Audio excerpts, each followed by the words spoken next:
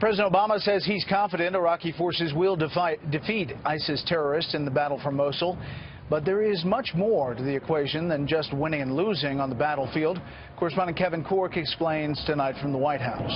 As the dusty and dangerous march on Mosul continues in the Iraqi desert, half a world away, President Obama today used a sun-splashed Rose Garden press conference with Italian Prime Minister Matteo Renzi to express his confidence that the fight to reclaim Iraq's second largest city would be won, but hard fought. It is Iraqis who are doing the fighting, and they are performing effectively and bravely and taking on significant casualties.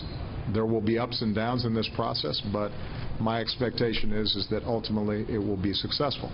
What the president didn't do, however, was define what success in Mosul would ultimately look like. Not just a victory in the fighting, but afterward, when the shooting stops.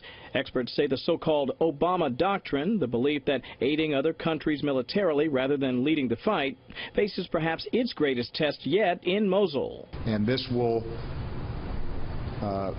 be, I think, a key milestone in what I committed to doing when ISIL first emerged, which was we were going to roll them back, and we are going to ultimately drive them out of population centers, and we will destroy them. Mosul's the heart and soul of the Islamic State's caliphate. John Hanna believes the Mosul campaign will help define Mr. Obama's legacy as a wartime leader who sought to take the U.S. off the front lines of the counterterrorism war. This is a high-risk strategy by the president. He's tried it in Iraq, he's tried it in Libya, he's tried it in Syria.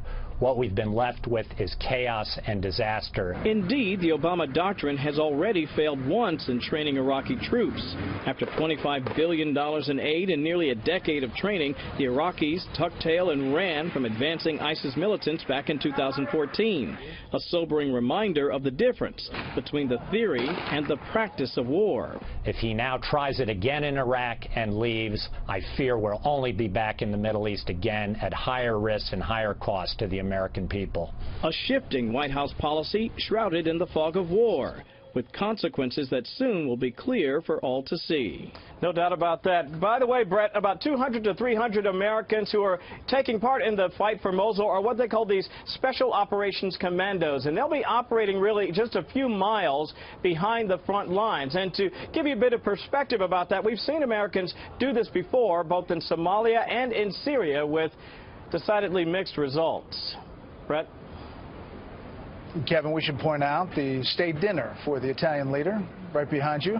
Yes, sir. Just starting there at the White House. Sharp. Kevin Cork on the North Lawn. Thank you.